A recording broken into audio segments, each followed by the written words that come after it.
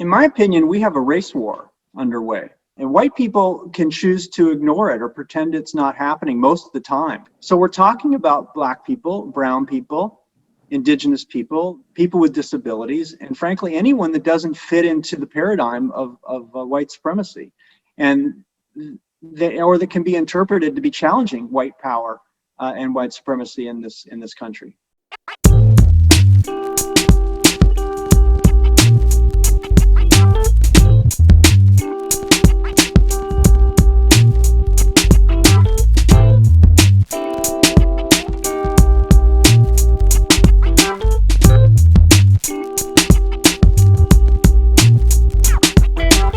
There appears to be, to say the least, a bit of a cultural civil war raging in the United States these days. Again, it's somewhat hard to get a real accurate picture from the media about the true ground conditions. This, I think, really depends to a large degree on where you're getting your information. But at least for most, like Western Europeans and Italians, I think many are a bit baffled by what they see and hear because they have no real common point of reference. So we were very curious to hear from you. What are the things really like in the US right now, and what impact is all of this having on corporate America? Yeah. In my opinion, we have a race war underway, and it's been underway for hundreds of years. And every now and then it gets the attention of the media and politicians, and white people can choose to ignore it or pretend it's not happening most of the time. They can opt in to listen and watch and read information that tells them most of the time what they're comfortable hearing, and confirm their own opinion and promotes their viewpoint while still being insulated from the reality that marginalized and historically oppressed people cannot ignore. They can't ignore it because their people are being murdered, oppressed, and held down and back, and literally and figuratively with a knee on their necks, and how they're treated in nearly every fashion of American life.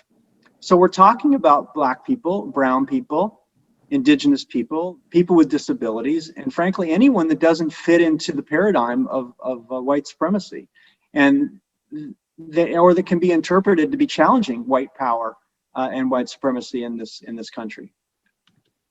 Now, within this kind of topic of cultural civil war is what we call cancel culture. And again, this is a concept that is difficult for many Western Europeans and Italians to really understand, right? I think we can all agree, like three of us here, that cultural intelligence requires openness and a willingness to step into the shoes of another person, to see the world from their perspective. And that's actually not what cancel culture is all about. Could you share with us your thoughts on cancel culture? Do you think Americans are becoming more or less tolerant of diverse points of views, and has cancel culture arrived at corporate America? Yeah, great question. First off, for a lot of folks listening, what is cancel culture? Cancel culture is a form of ostracism in which someone is really thrust out of social or professional circles, whether it be online or in social media or in person. And those who are subject to this ostracism are said to have been canceled. I believe this has come to some companies where the tolerance for the contrarian viewpoint is not appreciated.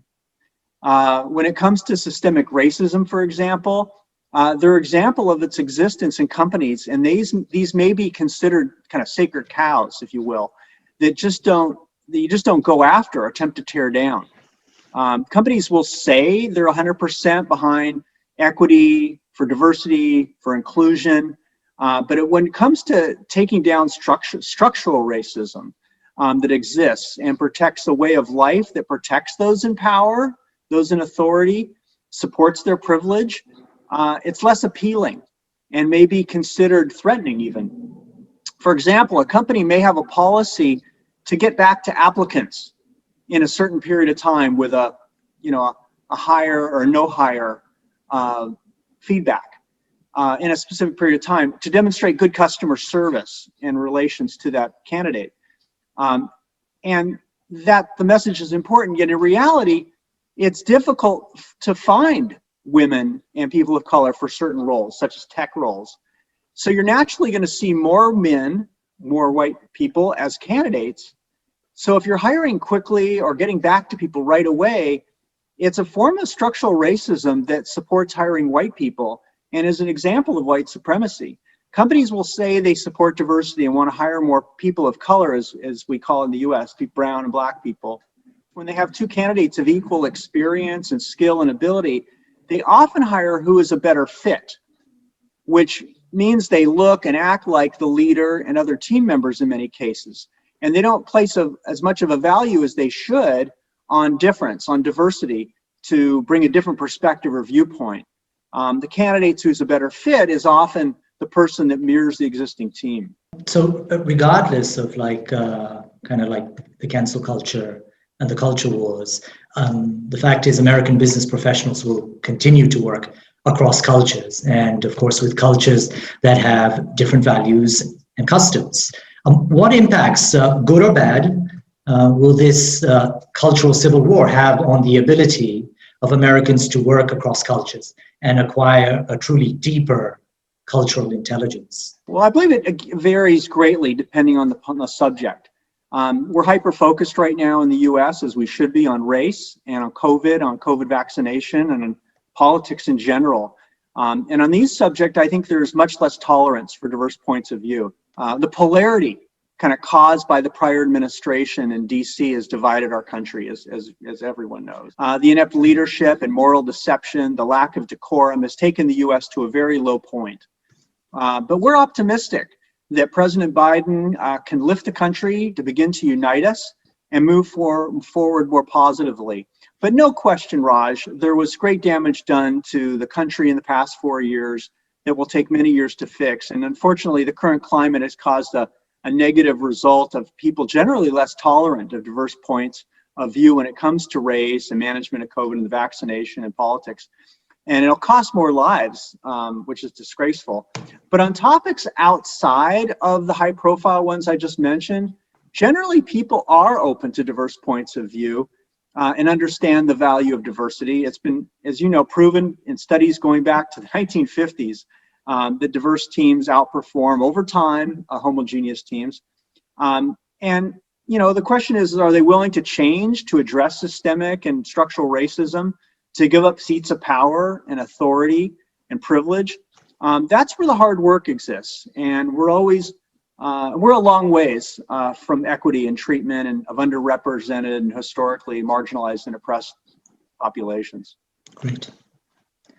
So basically, I'd like to end this conversation by talking about some of the biggest challenges when it comes to cultural intelligence, and also by providing a few recommendations to business professionals. What do you see as the biggest challenge or the biggest challenges and obstacles for today's business professionals when it comes to cultural intelligence? Yeah, I think the assumption that what works for me works for everyone else, kind of the ready, shoot, aim, or trial and error mentality. People are so overworked, they're stressed out and Zoom fatigued. They'll take shortcuts where they can and not put in the work to become culturally intelligent. And that's my fear. Not invest the time to get to know people at a deeper level, to understand how they want to be treated, to do the upfront work, and then invest in the relationship of getting to know the individuals. Task-oriented folks will put the work first, the relationship second, and in cross-cultural work, that can be detrimental to success. And what do you think are the biggest challenges and obstacles for Americans to gain better cultural awareness of their Western European and Italian counterparts? Yeah, well, right now, I mean, the obvious one is the inability to travel, as you said, to get to know, and Lisa said, on the ground, and get to know people as humans, to know people who they are, their families, their personal journey, their history, their interests outside of work, their goals and aspirations, right? To connect personally. And Americans are generally more task-oriented as a culture than relationship-oriented.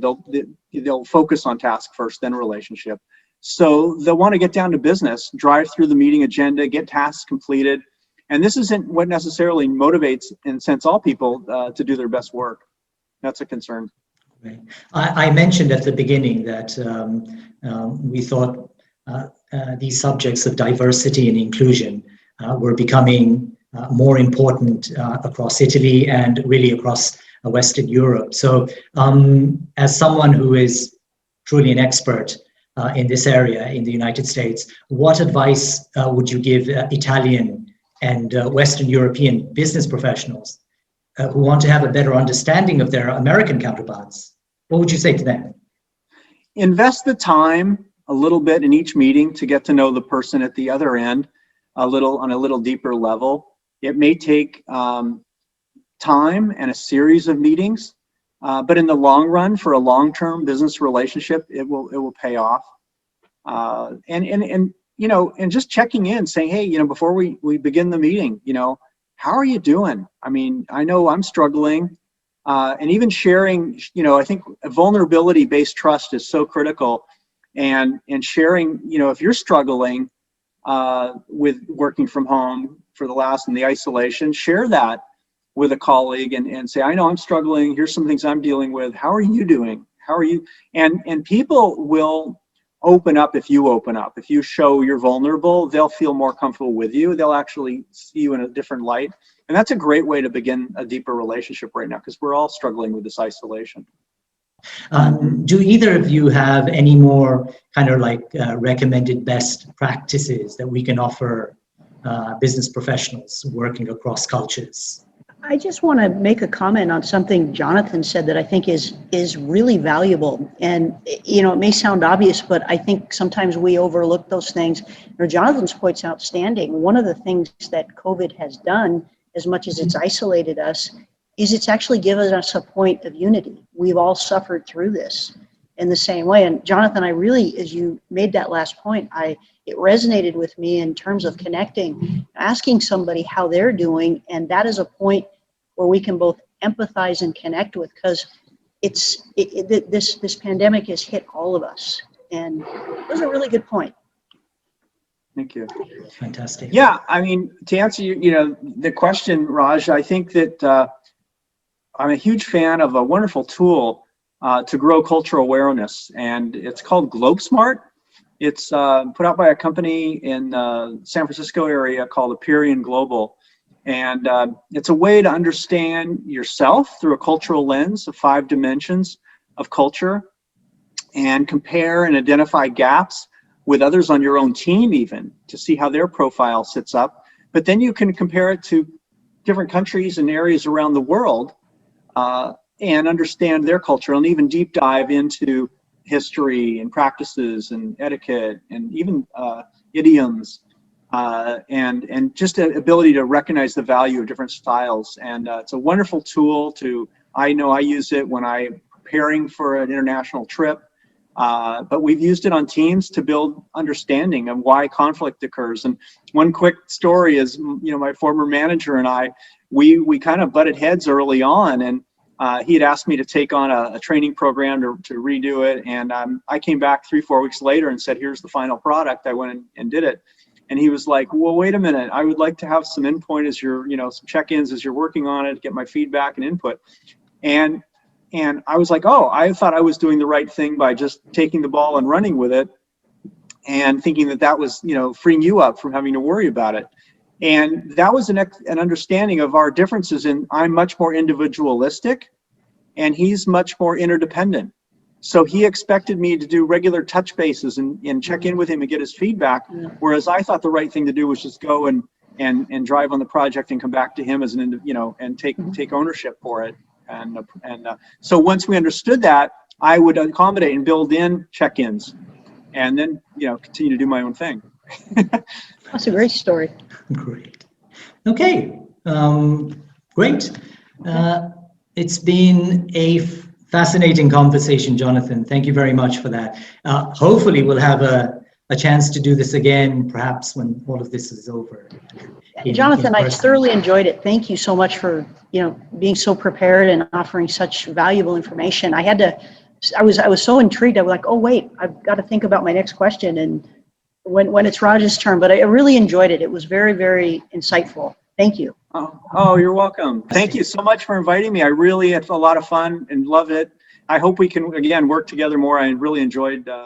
As we bring this particular conversation to a close, Raj and I again want to express our gratitude to Jonathan for joining us and for providing such a valuable perspective on a subject that we're all so very passionate about. If we want to learn from each other, we have to be willing to listen with an open mind and an open heart.